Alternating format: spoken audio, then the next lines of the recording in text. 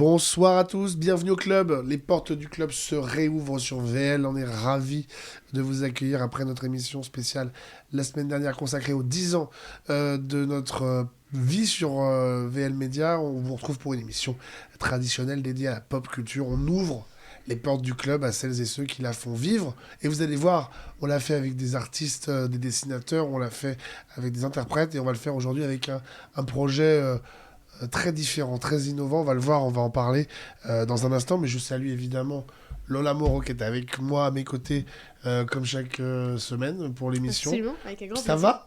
Ça va et toi ? Bah, tu as retrouvé ta voix, tu as retrouvé Magnifique, on échange. On change, ouais, c'est ça. Moi, je mue à mon âge. Il vaut mieux tard que jamais, tu me diras. Merci d'être là. Tu vas nous présenter un livre. On en reparle évidemment tout à l'heure. On va parler beaucoup de livres ce soir. Dans la deuxième partie de l'émission, on aura au téléphone avec nous justement l'auteur d'un livre. Il s'appelle Yann Liotard. Il a signé un livre qui s'appelle Les 45 tours de notre enfance. On va en reparler puisqu'il y a quelques jours, cartonnait sur TF1 l'émission Merci Dorothée. L'occasion de revenir évidemment sur ces grandes chansons qui nous ont accompagnés. Notre invité de cette semaine, si vous suivez un petit peu les réseaux sociaux, l'univers de la pop culture, et si vous suivez celles et ceux qui aiment faire vivre à leur manière, effectivement, les héros de notre enfance, mais à leur sauce finalement, en les faisant revivre, vous l'avez peut-être vu passer ce projet qui est en train de se monter. Le premier épisode de cette série pour le net va sortir courant du mois de février, si je ne me trompe pas. Ça s'appelle Elven. C'est ça. Et je suis ravi d'accueillir Morgan Conan qui est avec nous, qui en est l'auteur et le réalisateur. Exactement. Ça va, Morgan ? Parfait. Et alors, on dit sur les réseaux sociaux, parce que j'ai pas du tout, Ryodoka, c'est ça ? Ryodoka sur les réseaux, c'est ça. Voilà. Parce que tu fais quoi d'autre sur les réseaux ? Beaucoup de choses. Beaucoup de choses. Je dessine, j'écris et je fais des streams. Donc voilà, je fais beaucoup de choses. Donc n'hésitez pas à le suivre si vous ne le connaissez pas. On va parler de cette série, Elven. On va parler aussi de son interprète du générique, Franck Animé Live, qui fait beaucoup aujourd'hui de conventions pour réinterpréter les génériques des séries du passé, celles que l'on connaît dans cette émission et dont on parle très souvent. Justement, on va se replonger dans un instant, évidemment, dans cet univers-là. On va comprendre un peu les influences qui sont les tiennes. D'où est venu ce projet de Elven qui veut rendre hommage à ces grands héros japonais, notamment là en particulier qu'on va voir dans cette émission. Mais auparavant, vous avez vu le générique, de cette émission. On parlait de ces artistes qu'on reçoit. Frédéric Rayo, qu'on avait reçu, qui nous a confectionné cette bande dessinée qui est devenue le générique du club, se réapproprie aussi à sa manière les héros de la pop culture, avec des cartes qu'on vous avait déjà présentées, qui sont absolument dingues. Et là, il travaille sur une carte hors série qui va paraître courant du mois de février, autour des mystérieuses cités d'or. Il a fait une superbe carte qui va être en précommande sur son site très bientôt. Je lui ai chapardé la petite vidéo de présentation et d'élaboration de cette carte. Vous allez voir, c'est assez succinct, mais on va découvrir un petit peu l'univers de la prochaine carte Matama autour des mystérieuses cités d'or. Regardez, ça donne envie.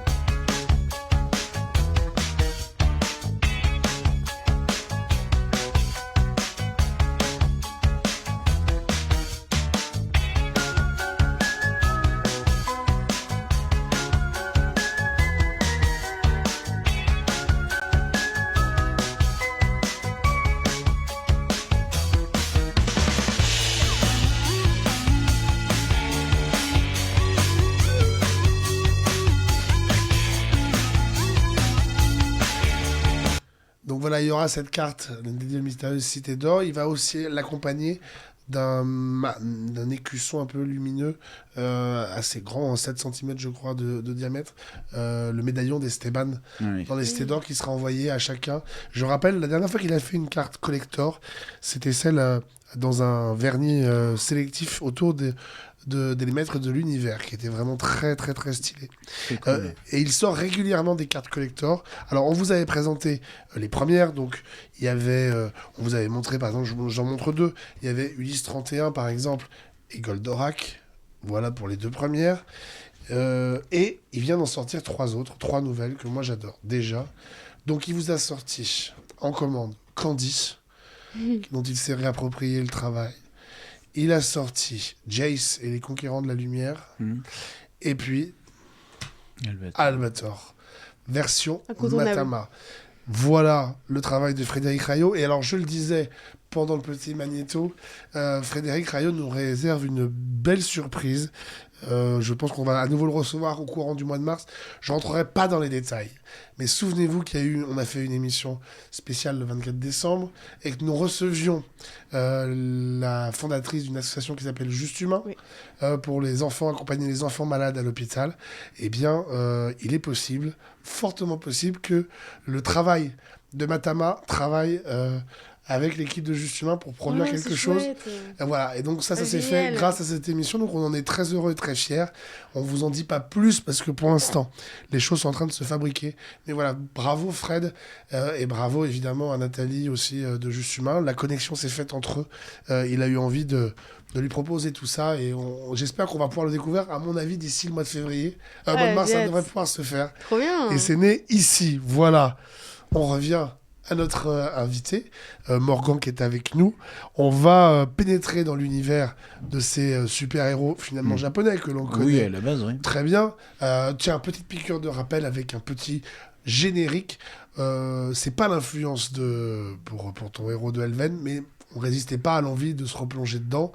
Regardez, c'est baptisé un peu bizarrement en France XOR02, mais le plaisir de retrouver Charivan, l'un des shérifs de l'espace. Regardez.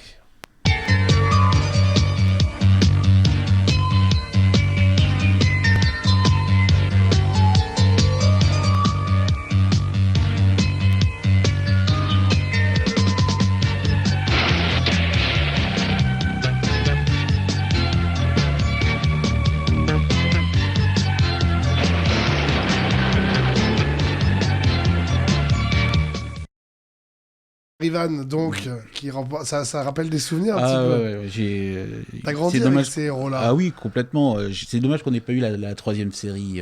Captain Shader. Ouais. Bon, on l'a eu, mais pas longtemps, sur M6 à l'époque. Mais on la trouve pas en DVD. On la trouve pas en DVD. Hein. Moi, je l'aimais bien. Je sais pas si c'est pas mon préféré d'ailleurs. J'aimais beaucoup Shader. Ouais, on faisait tout ça à l'école. Ouais, regarde, je me transforme en moins d'une seconde et tout. On va ressortir l'épée. Une fraction de seconde. Une fraction de seconde. L'épée et tout. Enfin, voilà quoi, c'est toute l'enfance forcément. T'as été bercé par ces héros-là. Oui, voilà, c'est ça. Ouais. Bah oui, tout ce qui est. J'ai grandi dans les années 80-90, donc forcément Albator, Cobra. On parlait d'Ulysse 31, toutes les séries qu'on a vues là, avec les cartes, ouais, moi c'est ça, avec ça que j'ai grandi. Et forcément Bioman, Ixor, Charivan, Spilvan, Metal Air. Enfin, tous ces héros-là. Mais pour créer Elven, il y a, je crois, un personnage qui est central et qui est un peu moins... un petit peu moins connu, mais avant on va parler, parce que je le montrais, de ce livre, parce que on rentre vivement dans le sujet, le guide du Tokusatsu qui est sorti chez Inis Édition, voilà, et qui revient évidemment sur tous ces héros, à la fois les Sentai, c'est-à-dire les séries d'escadrons comme Bioman qui ont donné naissance aux Power Rangers, et puis les séries de Metal Hero, oui, c'est ça. qui ont donné naissance évidemment à Ixor, à Charivan, avec les ancêtres, avec aussi le travail qui a été fait autour de Godzilla, Ultraman. Voilà, parce que le les kaiju, comme on les appelle. Ouais, c'est ça, les tokusatsu. En fait, les tokusatsu, c'est des séries à effets spéciaux.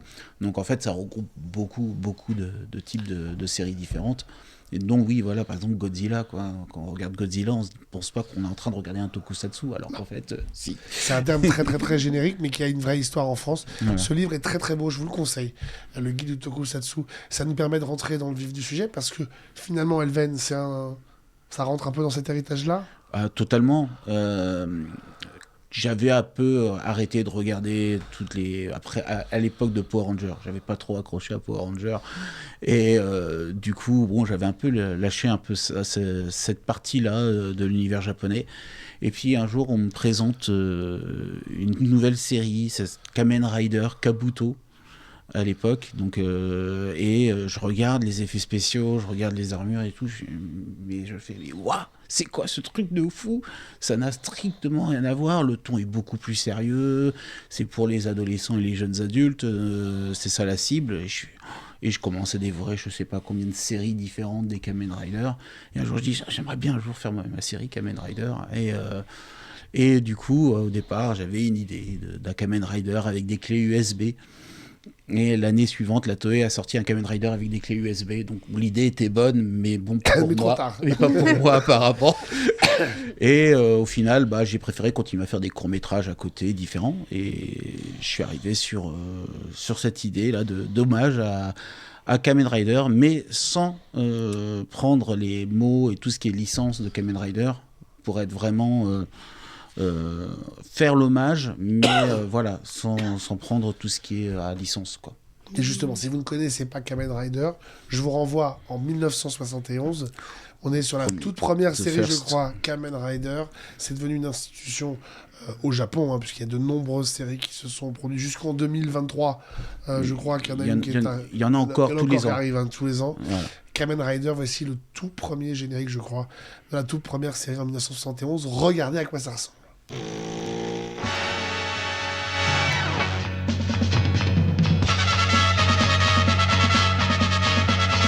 迫る初夏地獄の軍団我らを狙う黒い影世界の平和を守るため Go!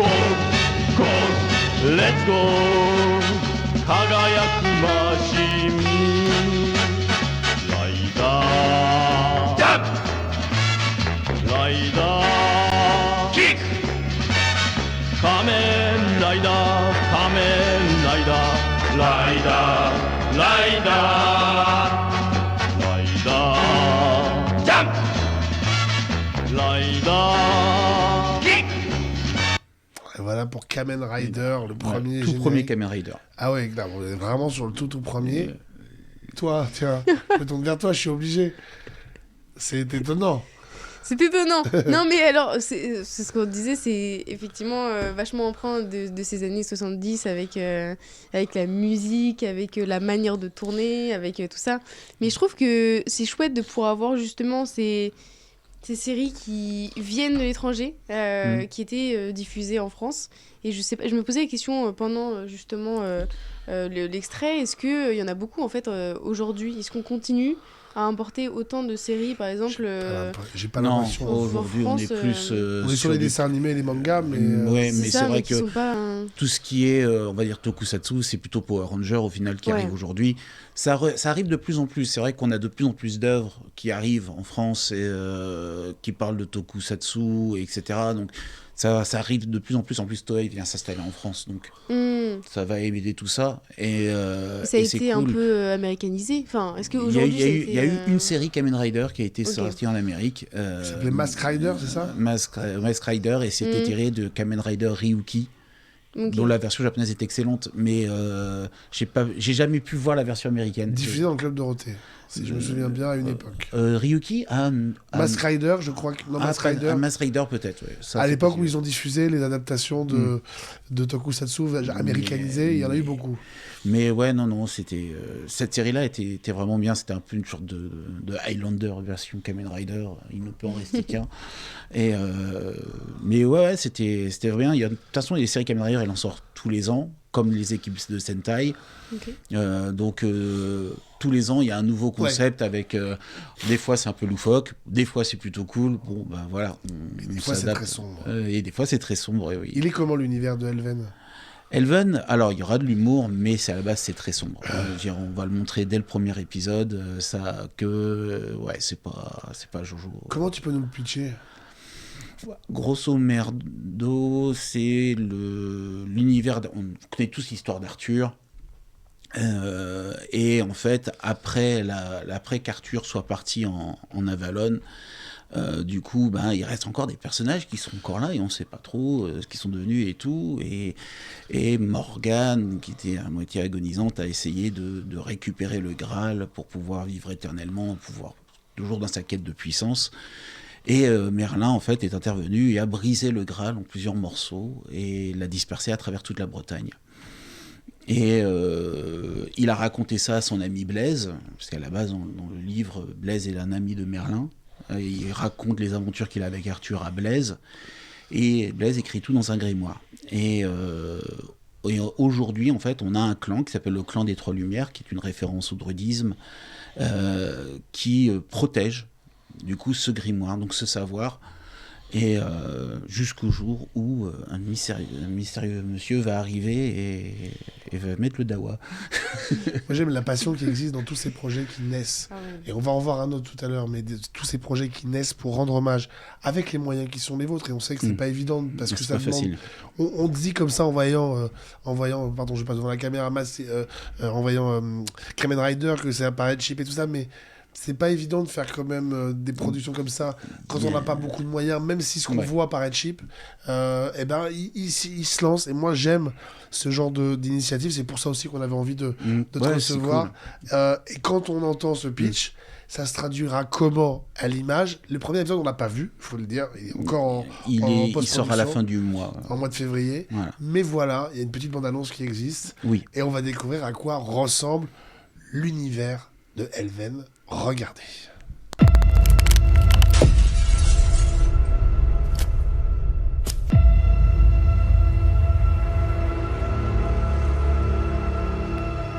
Le clan des Trois Lumières a une mission sacrée. Protéger l'héritage de Merlin et préserver l'équilibre de notre monde. Lawen nous guide. Elle a le réceptacle, Marek. Je n'ai pas le choix. Gardien, avec moi! Papa! Elven!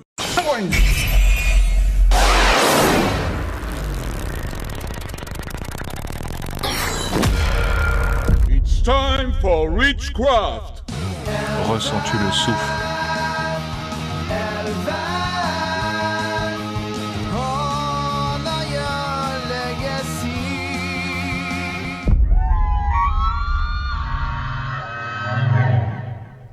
Voilà, fait par Mokoval Studio. Oui. Là, on voit effectivement très peu de choses. Oui. Mais on avait envie de dévoiler un petit peu cet univers. On va le voir apparaître avec des affiches, avec 3 affiches. On va voir pour comprendre un peu cet univers. Oui. Rien que le costume, on se dit que vous avez dû bien galérer pour imaginer ce... Alors, on voit effectivement la référence un peu à Kamen Rider, mais... la bouche déjà... Dans les yeux. La bouche au niveau, il y a le First. Ouais. Et clairement, c'est la même bouche que le First. Mais voilà, l'idée, c'était de partir sur un hibou, puisque dans la légende celte, c'est un messager entre le monde des morts et des vivants. Et là, le monde des morts et des vivants vont souvent se côtoyer. D'où cette espèce de créature qu'on voit à la fin qui ressemble à la mort en fait. C'est un Wendigo tout simplement parce qu'on va prendre dans plusieurs cultures différentes pour nos monstres et en fait ça on peut le dire mais grosso modo il y a des pierres qui sont en fait les pierres qu'on voit sur l'affiche sont les pierres de Graal. En fait, elles permettent d'avoir un pouvoir, sauf qu'il y a des fausses pierres. Et ces fausses pierres, en fait, attirent des monstres de Avalon, donc du monde des morts, et parasite un corps humain, et l'humain se transforme en monstre, et c'est définitif. Voilà. Donc, du coup, là, c'est un humain transformé en monstre, donc du coup, en Wendigo. Et alors, dans chaque épisode, il y a un combat contre un monstre, comme dans les épisodes... Pas forcément dans tous les épisodes, puisqu'il va y avoir d'autres personnages en armure qui vont apparaître aussi, et il y aura des combats en armure, avec d'autres personnages en armure, notamment on aura Lanku, la mort, donc chez les Bretons, qui apparaît dans le premier épisode. Mais bien sûr, on aura Mordred avec une armure, on aura une des héroïdes aussi avec une armure. Enfin bref, on va avoir plusieurs armures qui vont apparaître, et sans compter l'évolution d'Elven aussi au fur et à mesure. Ça veut dire quoi, Elven ? Elven, ça veut dire éléments, en fait, les éléments, donc parce qu'il utilise le feu, la terre, etc. On va voir apparaître 2 autres affiches qui vont se succéder. Là, c'est l'élément de l'air. Pourquoi avoir fait le choix de produire un seul épisode pour l'instant? Est-ce que l'idée c'est de produire un pilote et de le proposer ou de... Les moyens déjà? Oui, les moyens bien sûr, mais vous auriez pu attendre d'en faire plusieurs et puis de le sortir. En fait, déjà, ouais, mais en fait, mais on a envie de le montrer. On a envie de montrer. En fait, on a un peu d'ambition. C'est-à-dire qu'on veut faire ce premier épisode, dire voilà ce qu'on est capable de faire avec nos propres moyens. Et après, on aimerait faire un crowdfunding pour pouvoir produire le reste, parce qu'un Kamen Rider, ça a une moto. Une moto, ça coûte cher, même si on la prend d'occasion et qu'on la modifie, etc. Voilà, ça commence à prendre du budget. Et on aimerait faire entre 6 et 10 épisodes en fonction des moyens qu'on aura. Et parce que j'ai déjà écrit toute l'histoire. Et Pardon de poser la question et d'être matérialiste, ça coûte combien de produire un épisode pilote comme de Elven? On est à 2 sur la production, puisque j'ai mon associé et ami Clément qui lui fabrique les armures, les créatures, ça, il les fabrique lui. C'est un cosplayer à la base et on se connaît depuis des années. Et puis un jour, on s'est dit tiens, allez, on se lance, on y va quoi. Et avec des courts-métrages comme Robin, tout ça qu'on a fait. On a fait un Daredevil aussi pour s'amuser. Et j'ai dit, moi j'adorerais faire un Kamen Rider. Et donc lui, il doit être à peu près pareil que moi, je pense. Donc on doit être autour de 8 000 € en tout pour tout. Ce qui est quand même pas... Ce qui est pas facile. Ce qui est pas facile, parce que c'est un budget et qu'on les a pas forcément. Voilà. Mais on espère qu'effectivement, ça aura le même succès, je pense, aux équipes de Noob, qui avaient monté un projet de dingue. Ils avaient fait une web-série et ils avaient eu envie de transposer la chose au cinéma. Je crois qu'ils cherchaient 60 000 €. Ils en ont obtenu 600 000. Ça serait donc c'était après, énorme, mais voilà. L'idée, c'est vraiment de dire, avant de demander de l'argent aux gens, leur dire ce qu'on est capable de faire. Voilà, pour montrer quand même que, je trouve que la démarche, elle est plus honnête que dire juste on veut de l'argent et puis après, vous verrez. Non, là, on vous montre déjà ce qu'on est capable de faire avec les moyens du bord. Et on est conscient aussi des soucis qu'on a eu sur ce premier épisode et des choses qu'on va améliorer pour la suite, parce que forcément, c'est la première fois qu'on faisait un casque de Kamen Rider. Donc on s'est dit comment le faire pour le mettre et le fixer. On s'est dit non, en fait compte c'est pas la bonne solution, on va prendre une autre solution, on va refaire un casque. Il y a plein de choses qu'on va modifier. On a une gargouille qu'on voulait faire en marionnette. Bon, l'expérience, elle n'a pas été folle, mais la gargouille est incroyable, mais elle ne peut pas parler, donc c'est gênant. Donc on va refaire ça. Mais ça apprend vachement pour les prochains. Mais en fait, c'est ça. En fait, on apprend en même temps, et c'est ça qui est. On espère modestement arriver comme France 5 un petit peu, quoi. C'est parce que c'est nos aînés quelque part dans les productions tokusatsu. On va en parler. Évidemment, on va en parler. Mais avant de continuer, c'est quand même l'heure de la pub. On a de la pub dans cette émission, on est obligé de s'y plier. Donc voici un petit spot de pub et on en parle juste après. Regardez. Depuis l'aube de l'humanité, la technologie évolue, transformant notre quotidien et redéfinissant notre manière de vivre ensemble. Mais malheureusement, elle a aussi ses travers. C'est pourquoi, aujourd'hui plus que jamais, la sécurité est devenue une priorité fondamentale pour nous et pour nos enfants. C'est dans cet esprit que nous mettons notre technologie à votre service. Avalon, notre robotique pour votre sécurité. C'est vos méchants ou pas? Oui, totalement. Vous venez de voir Morgane, du coup. Voilà, la nouvelle Morgane. Voilà, qui a, avec les années, les siècles même, a appris à s'adapter au monde dans lequel elle vit. Exactement. Et donc, elle a une entreprise de robotique et d'IA, qui est un peu une couverture, quoi. Donc là, on la voit gentille et tout, mais quand elle arrive vraiment en scène, du coup, on voit qu'elle n'est pas... Elle n'est pas gentille. Elle n'est pas gentille, et ça, il faudra le voir dans le premier épisode, évidemment, parce que le but ici, c'est de vous montrer un peu comment on crée ce genre de projet. Il a parlé, effectivement, notre ami Morgan, de créer un casque, de créer le costume, d'avoir une moto. Mais un bon tokusatsu, un bon Metal Hero, ça existe aussi parce que y a quelque chose qui l'habille entièrement, c'est le générique. C'est une chanson. On pense à Jean-Pierre Savelli qui l'a fait pour XOR, évidemment Bernard Minet qui en a interprété quelques-uns, Jean-Paul Césari aussi.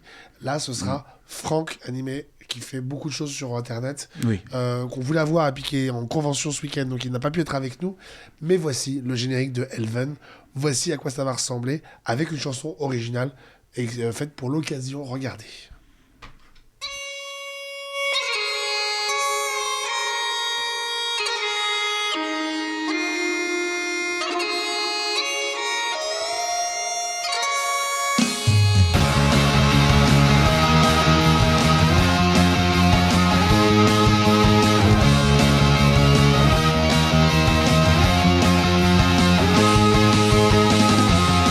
In a world where love is lost and gone, when your dreams are but illusions drawn, when the soul is imprisoned all day long, in this world bleak and forlorn.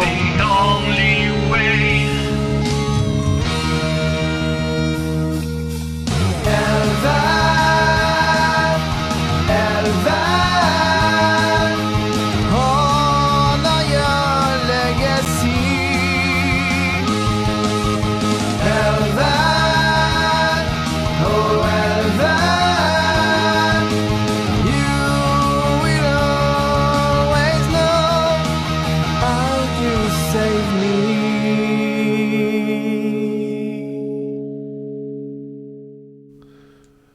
Voici ce générique et on découvre en même temps face à nous la photo de Franck animé live, le chanteur de l'opening, parce que voilà, bon, hommage à la culture japonaise, il faut vraiment qu'on mentionne le côté opening et pas le côté générique. Puis Franck est un ami, donc je ne me voyais pas lui demander à quelqu'un d'autre en fait. Bah non, c'est clair. Lui qui fait beaucoup de reprises, pour une fois, il a son propre générique et c'est vrai que c'est quelque chose, une valeur sûre. Je voyais pendant le générique, il galère à bouger avec le costume, votre acteur ou pas? Complètement. On sent que c'est pas. En fait, facile, on s'est dit, en fait, ça fait partie des choses qu'on va modifier. On va réduire un peu la taille de la ceinture, parce qu'il peut pas trop lever les jambes. Mais bon, après, ça va, puisque le personnage sera plus boxeur. Donc, dans l'esprit, même s'il a son rider kick, comme on a vu sur l'affiche. Bien sûr. Mais ouais, il sera plus boxeur, donc il jouera plus avec les poings, donc ça ira. Là, faut avouer que sur l'opening, on cherchait des mouvements de combat, ça s'est fait un peu au dernier moment, voilà. Et non, mais c'est comme ça. on s'est dit, bon, qu'est-ce qu'on fait bon, et puis on est en train de regarder des vidéos pour regarder des mouvements de combat, etc. On se dit, tiens, on va faire ça. Voilà, après on a fait au mieux. Après voilà, c'est pas parfait. Mais... Il s'appelle, votre acteur, disons-le quand même. Clément Choulier. Donc du coup c'est mon associé dans Mokoval. On s'appelle amicalement les Mokoval Brothers. Mokoval Studio. Voilà, Mokoval Studio, c'est l'association en fait, qu'on a fondée pour pouvoir faire nos bêtises, quoi, tout simplement, quoi. Et un grand site, on vous mettra le lien évidemment vers Mokoval Studio. Il en parlait tout à l'heure, évidemment. Il y a eu des précédents. On parlait des Metal Hero qui sont au cœur de Elven. Puis il y a eu les Sentai. La France a voulu faire son Sentai. Et c'est très drôle parce que là aussi, l'interprète du générique, c'est quelqu'un qui connaissait bien les génériques à l'époque. Puisque c'est un journaliste qui l'avait interprété, Olivier Fallet, qu'on a reçu dans ce studio. Les France 5, ça a été une série qui a fait beaucoup parler à l'époque parce que les gens ont vraiment pris un kiff avec ces 5 épisodes de mémoire. 6 épisodes qui existent, avec un ton beaucoup plus léger et un peu parodique franco-française. Mais regardez, on avait envie de faire découvrir le générique. Un petit extrait du générique de France 5, regardez.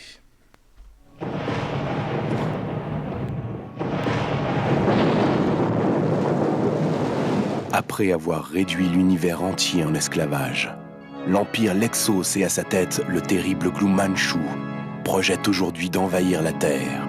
Heureusement, Gustave Eiffel, architecte visionnaire, avait construit en 1889 une tour dont l'alignement des structures reproduisait de puissants totems d'exorcisme et protégeait ainsi notre planète de toute intrusion extraterrestre. Ne pouvant débarquer qu'en petit nombre sur le sol terrien, les Lexos vont désormais tout tenter pour détruire l'œuvre de Monsieur Eiffel. Mais quelqu'un veille sur nous. Yoshi Sentai, France 5!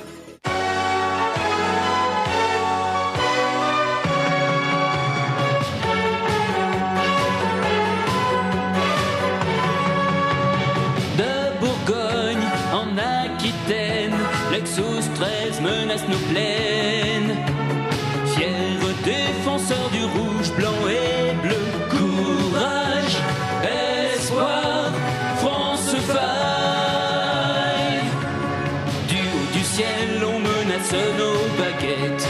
Plus de bon vin, plus de balles musettes. Pour nous sauver, former le bataillon.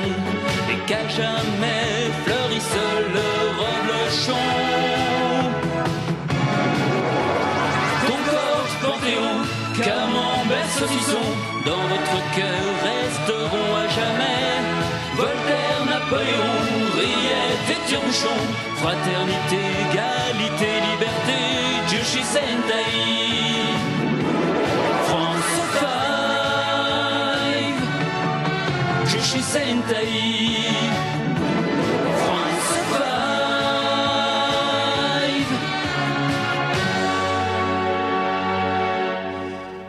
Et chapeau, parce qu'effectivement, on le disait, ça remonte à il y a une dizaine d'années. Ils l'ont accompagné très longtemps, ce projet, parce que voilà, ça a été compliqué. Ils ont sorti une édition collector, je crois, en DVD.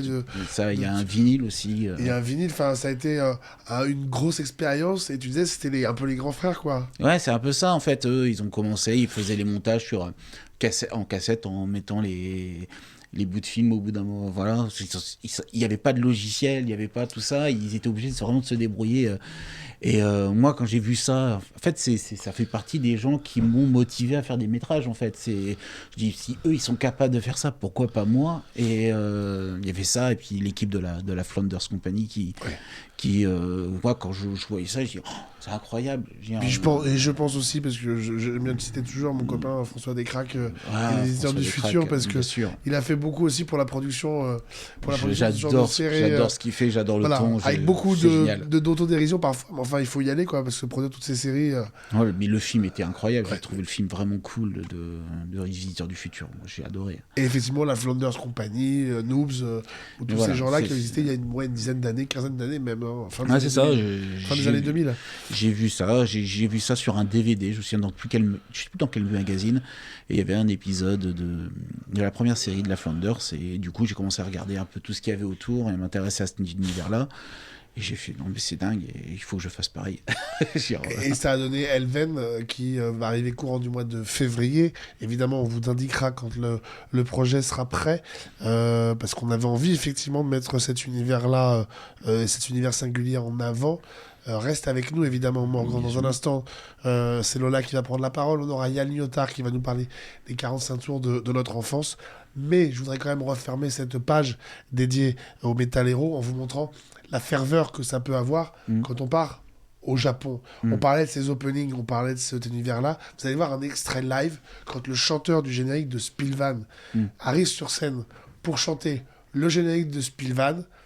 Bah, ça dépote. Et alors franchement, même si vous n'aimez pas ce genre de série, franchement, c'est rock et ça pulse. Regardez un petit extrait de Spilvan.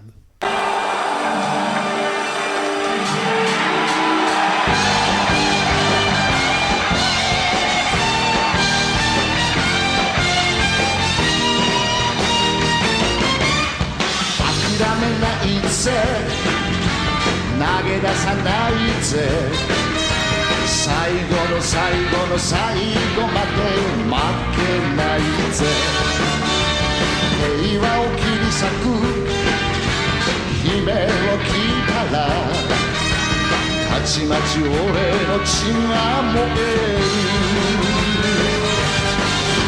行くぜ行くぜ決勝任せろ任せろ決勝俺の怒りが爆発寸前光を越えて明日を守る軸戦士だ俺はスピルバー Et voilà, ça envoie, hein. Franchement, moi, à chaque fois que je le vois, ce morceau, je me régale parce que c'est sûr que c'est communicatif. Ouais, les génériques, ils sont souvent... très rock, hein, faut quand même le dire, très très rock. Et puis ça fait le tour du monde aussi, c'est ça qui est génial, c'est que c'est des génériques qui peuvent être repris par tout le monde, enfin chantonnés par tout le monde.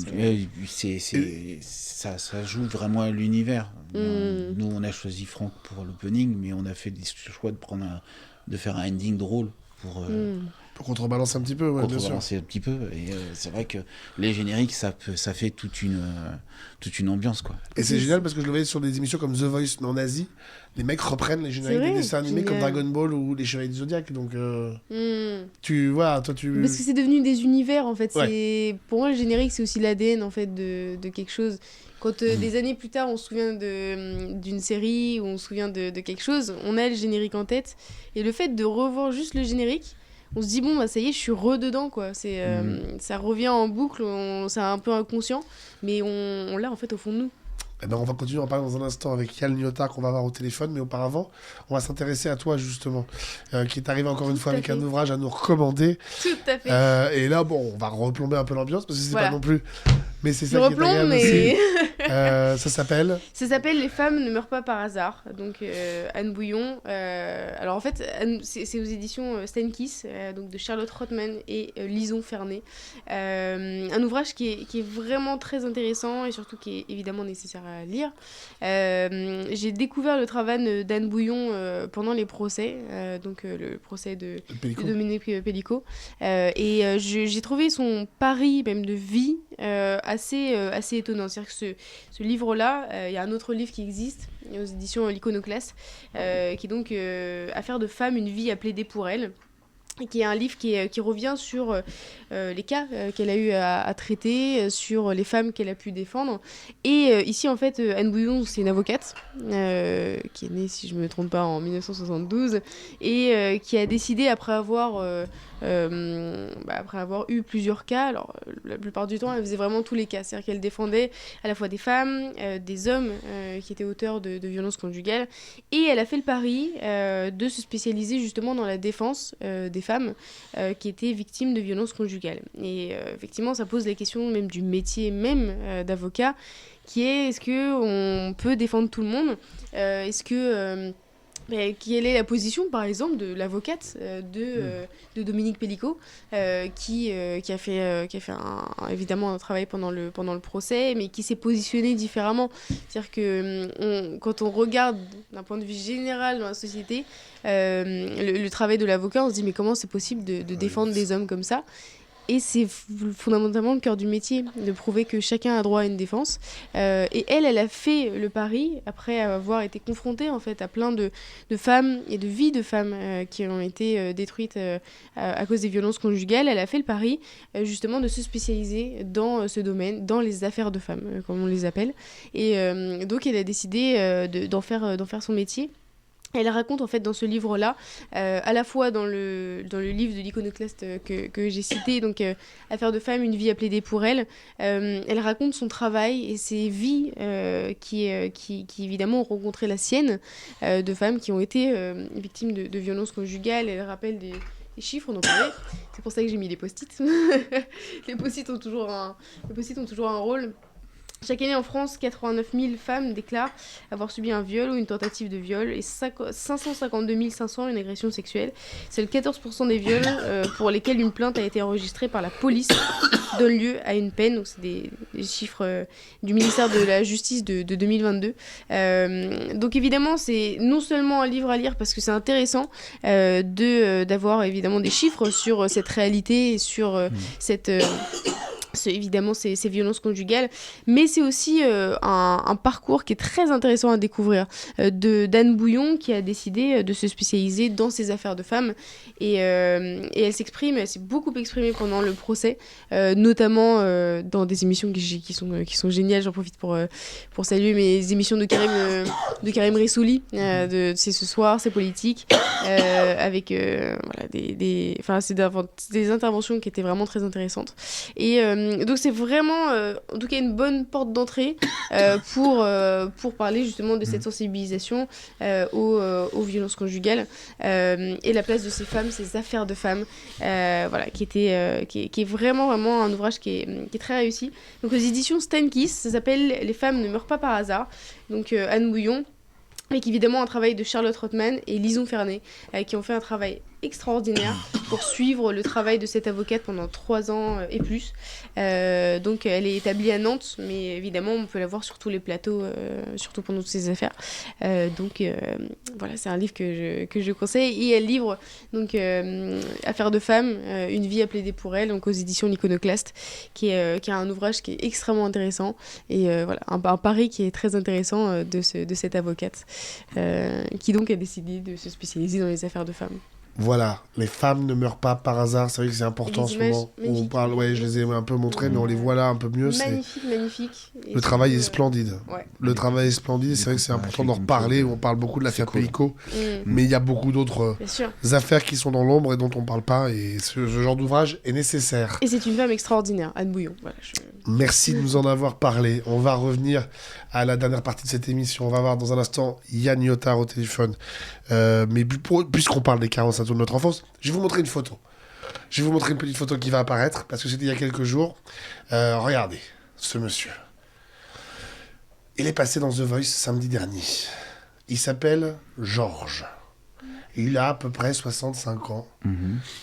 Georges est passé, il a fait les auditions à l'aveugle. Vous l'avez vu samedi dernier. Il les a pas pris, il n'a pas été retourné, ils sont pas retournés, mais c'est pas grave. Il est venu, Georges, et Georges, il a chanté une chanson qui s'appelait Maman ou Maman. Georges, il avait chanté cette chanson, mais à l'époque, il avait 52 ans de moins. Dans les années 70, il était une star des plateaux de télé. Il s'appelait à l'époque, non pas Georges, mais Roméo. Et c'était un enfant star, comme il y en a eu beaucoup dans les années 70. On pense à Noam, le chanteur de Goldorak qu'il a été. Eh ben, il est revenu dans The Voice. Et voici un petit extrait de Roméo, mais à l'époque, dans les années 70, regardez. T'as vu, il est génial et il a fait une grande carrière. Et malheureusement, sa carrière s'est arrêtée parce qu'à un moment donné, sa voix a mué. Et il n'a pas été capable d'adapter cette voix et cette transformation. Et voilà, mais il est revenu. C'est l'équipe de The Voice qui est allée le chercher. Ils sont allés chercher Georges Brise, plus communément connu sous le nom de Roméo. Et il est venu rechanter sa chanson. Et moi, j'ai été très touché par cette participation, parce que la reprendre 52 ans après, c'était pas évident. Mais il est chanteur Il se produisait un petit peu sur scène aujourd'hui. Et ce qui est très drôle, c'est que Florent Pagny, évidemment qu'il n'avait pas connu Roméo sur scène, mais avait grandi en l'écoutant. Il avait lui aussi 15 ans à l'époque. Voilà. Et j'avais envie de faire le pont avec ça, parce que ça va permettre de faire tout à fait la passerelle avec notre invité qu'on va avoir maintenant, je l'espère, en ligne. Il s'appelle Monsieur Liotard, qu'on attend, Yann Liotard au téléphone, et on va voir, j'espère que ça fonctionnera bien. Bonjour Yann. Oui. Bonjour. Bonjour. Merci d'être avec nous dans cette émission pour parler de votre livre. Je suis ravi de vous avoir avec nous plutôt. Avec plaisir, oui, avec plaisir. Je suis très content. On faisait la passerelle avec une participation de The Voice il y a quelques jours d'un chanteur des années 70 qui est revenu, ses enfants stars, et on se replongeait dans cet univers-là des années 70-80, cette magie des 45 tours qui nous ont accompagnés, qui vous ont accompagnés d'ailleurs. Oui, ben moi j'avais une dizaine d'années là dans les années 80, donc c'était vraiment le public cible de l'époque, Récréa 2, et puis un peu, alors le Club Dorothée j'étais un peu plus grand là, mais oui, Récréa 2, voilà, moi j'étais même un petit peu sur la frontière avec l'île aux enfants, moi j'ai connu ça aussi, donc voilà. Qu'est-ce qui vous a donné envie de faire ce livre ? Parce que c'est vrai que spontanément, je regardais un petit peu tout ce qui se faisait autour de ces tirages. On n'est pas tellement sur ce registre-là d'habitude.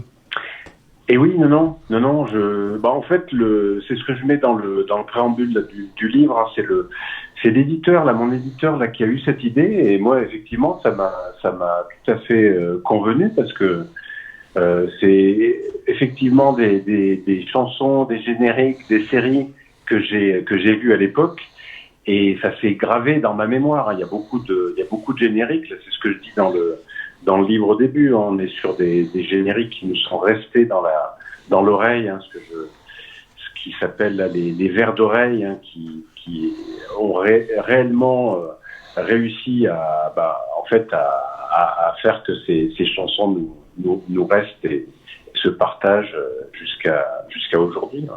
Comment vous expliquez justement que ces chansons ont traversé les époques et sont encore présente aujourd'hui. Il y a peut-être même des gens qui n'ont jamais vu un seul de ces dessins animés et qui ont peut-être entendu ces chansons, que ce soit dans les karaokés ou ailleurs.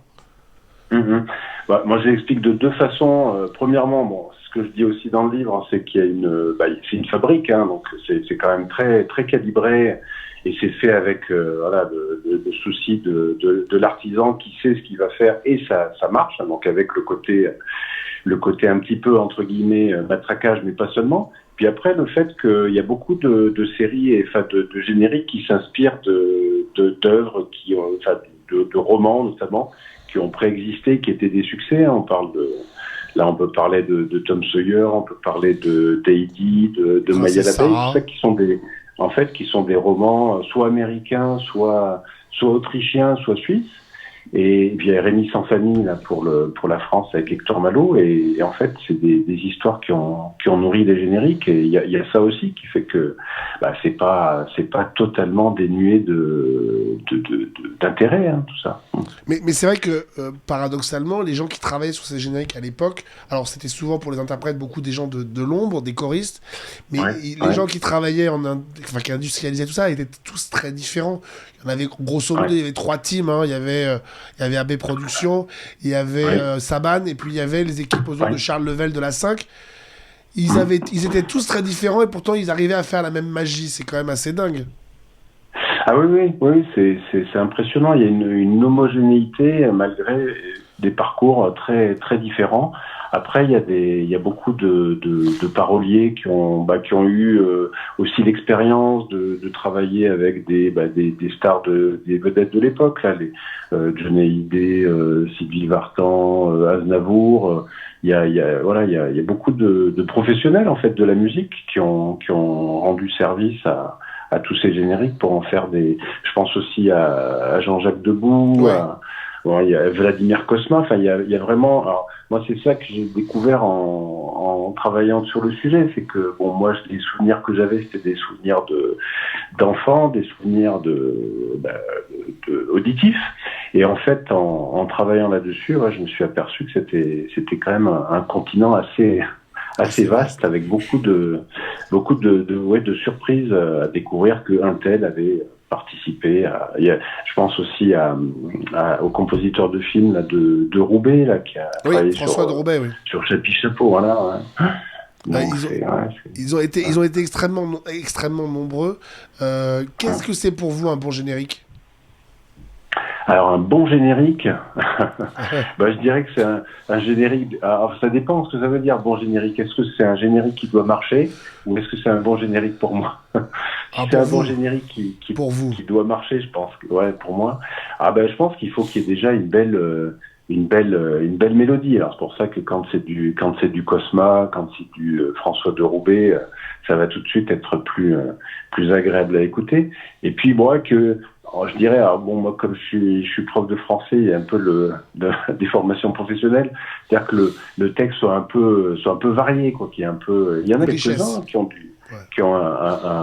du vocabulaire un peu, et c'est un peu plus intéressant.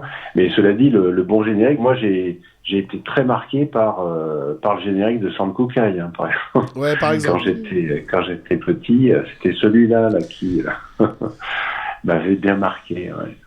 Le livre, moi je l'ai dit, je suis tombé, alors je vais être très honnête, je suis tombé dessus par hasard à la Fnac et je l'ai trouvé très agréable. C'est un petit livre, un petit format, avec une couverture qui attaque un peu l'œil parce que c'est une petite fille face à son tourne-disque. Je suis tombé dessus par hasard et c'est vrai que spontanément on se dit, on a l'impression que tout a été fait sur les génériques, qu'on en parle beaucoup.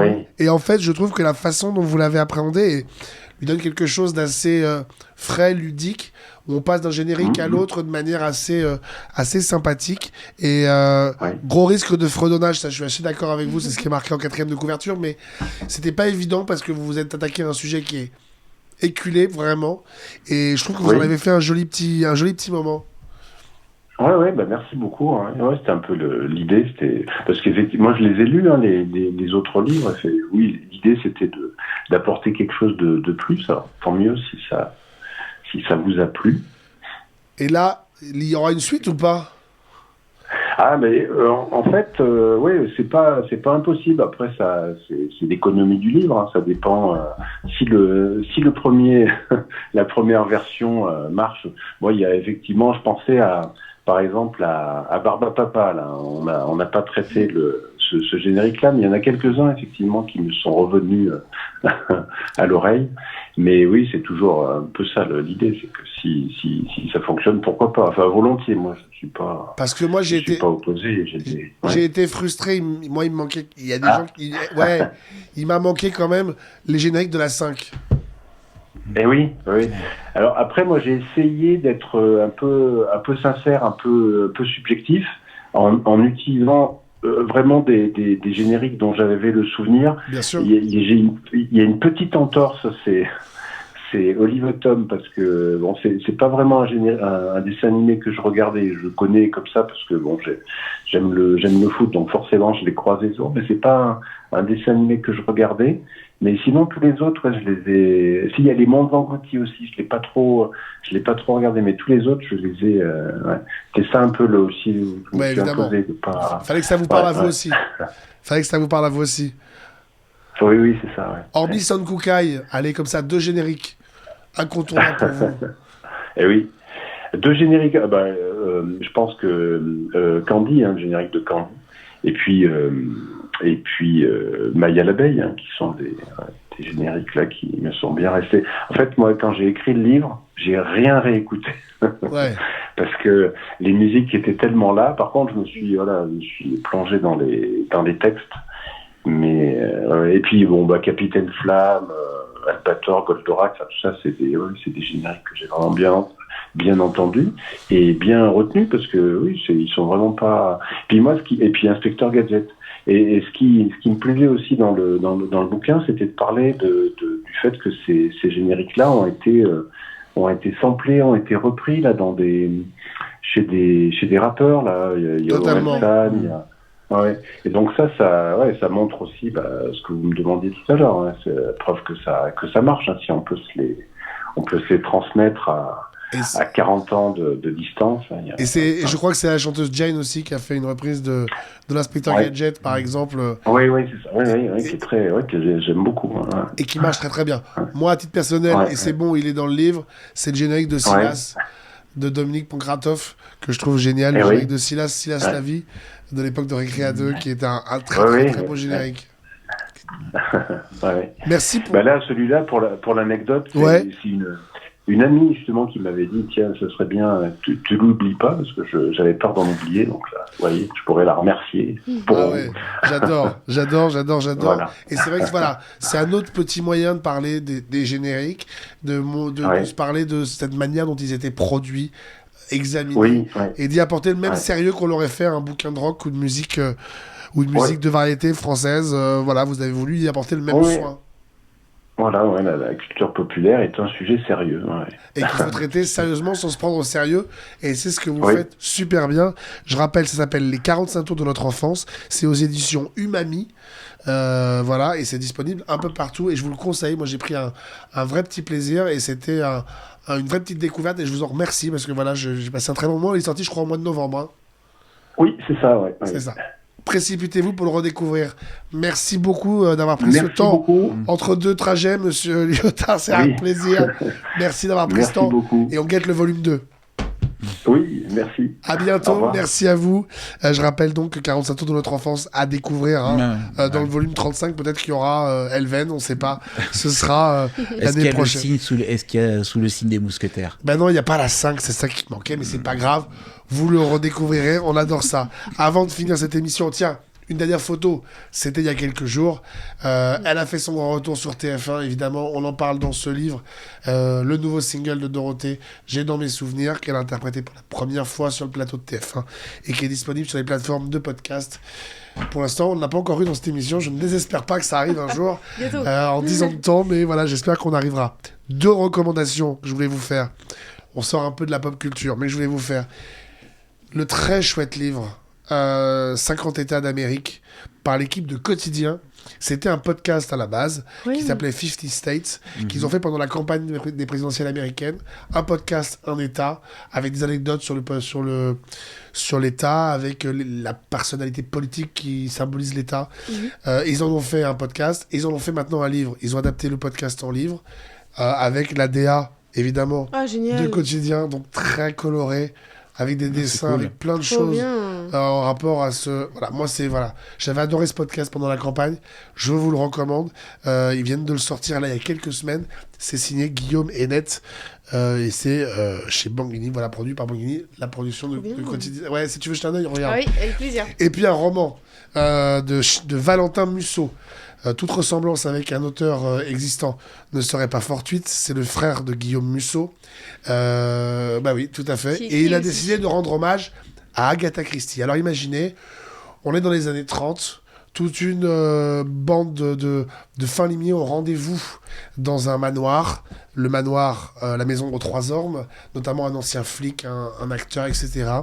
Ils sont là parce que le propriétaire a quelque chose à leur dire, un secret à leur révéler.